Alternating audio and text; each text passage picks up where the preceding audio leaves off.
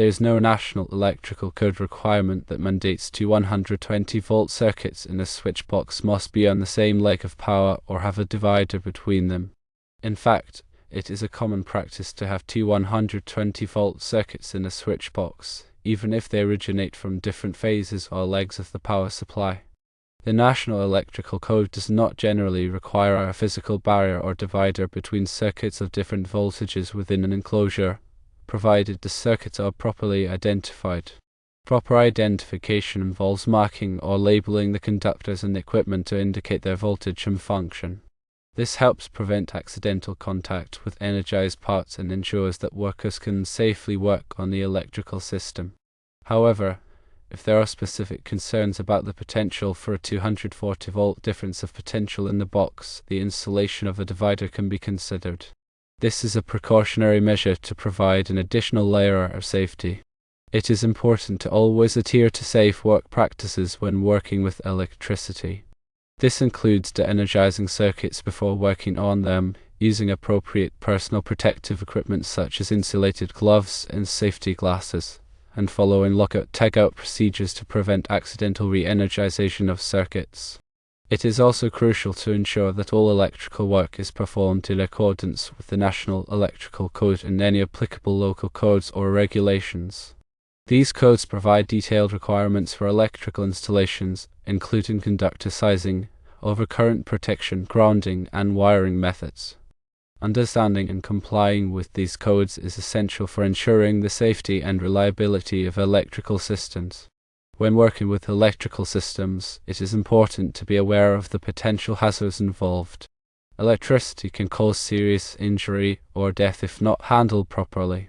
Therefore, it is crucial to take all necessary precautions to protect yourself and others from electrical shock and other hazards.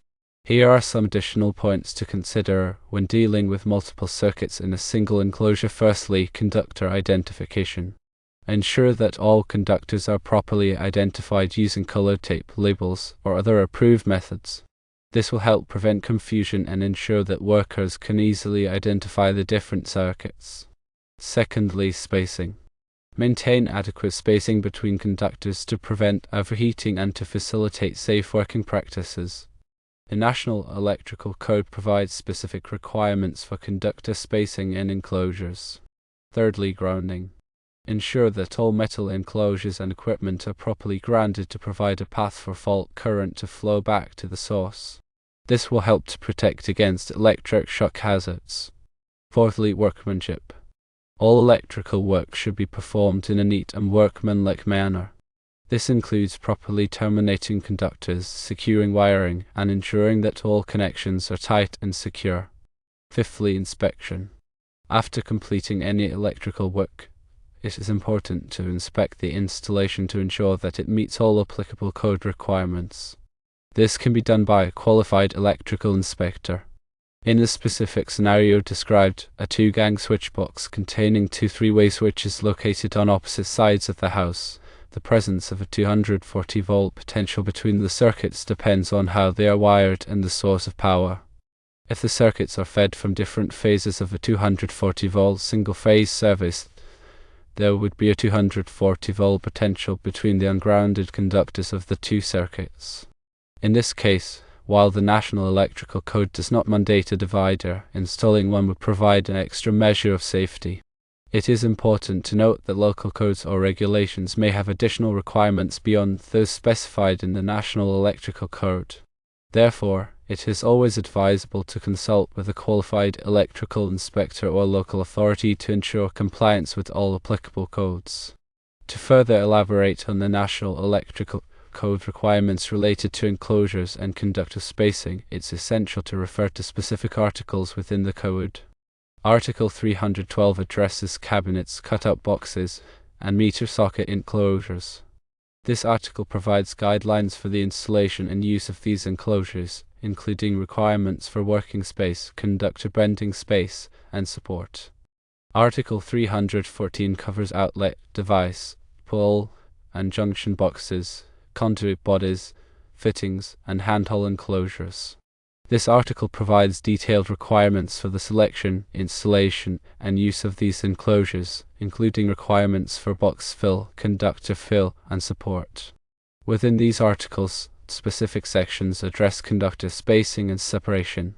While the National Electrical Code doesn't explicitly require a divider between circuits of different voltages in all cases, it does emphasize the importance of maintaining adequate spacing between conductors to prevent overheating and to facilitate safe working practices. The amount of spacing required depends on the voltage and current carrying capacity of the conductors. In addition to the National Electrical Code requirements, it's also important to consider industry best practices when working with electrical systems. These best practices often go above and beyond the minimum requirements of the National Electrical Code and can provide an additional layer of safety. For example, some electricians prefer to install dividers in all enclosures containing multiple circuits, regardless of whether it is required by code. This is a precautionary measure to prevent accidental contact with energized parts and to reduce the risk of electrical shock. Another best practice is to use insulated tools when working on electrical systems. Insulated tools are designed to protect workers from electrical shock hazards. It's also important to regularly inspect electrical tools and equipment for damage and to replace any damaged items immediately. Furthermore, proper training is essential for anyone working with electrical systems. Electricians should receive comprehensive training in electrical safety, wiring methods, and the National Electrical Code requirements. They should also participate in continuing education courses to stay up to date on the latest codes and technologies. When troubleshooting electrical problems, it's important to use a systematic approach. This involves first identifying the problem, then gathering information about the circuit or system, and finally testing the components to isolate the fault. It's also important to use appropriate test equipment, such as multimeters and circuit tracers, to accurately diagnose electrical problems. Before starting any electrical work, it's crucial to de-energize the circuit or equipment. This involves turning off the power at the circuit breaker or disconnect switch and verifying that the circuit is de-energized using a voltage tester. It's also important to take out the circuit breaker or disconnect switch to prevent accidental re-energization while work is in progress. When installing wiring, it's important to use the correct type and size of wire for the application. The National Electrical Code provides specific requirements for conductor sizing based on the ampacity of the circuit and the type of insulation. It's also important to use approved wiring methods such as conduit, cable trays, or direct burial to protect the wiring from damage. When making connections, it's important to use approved connectors and to ensure that the connections are tight and secure. Loose connections can cause overheating and can lead to electrical fires. It's also important to protect connections from corrosion by using appropriate sealants or corrosion inhibitors. When installing electrical equipment, it's important to follow the manufacturer's instructions and to ensure that the equipment is properly grounded. Grounding provides a path for fault current to flow back to the source and helps to protect against electric shock hazards. It's also important to protect electrical equipment from moisture, dust, and other environmental factors that can cause damage. Regular maintenance is essential for ensuring the safety and reliability of electrical systems.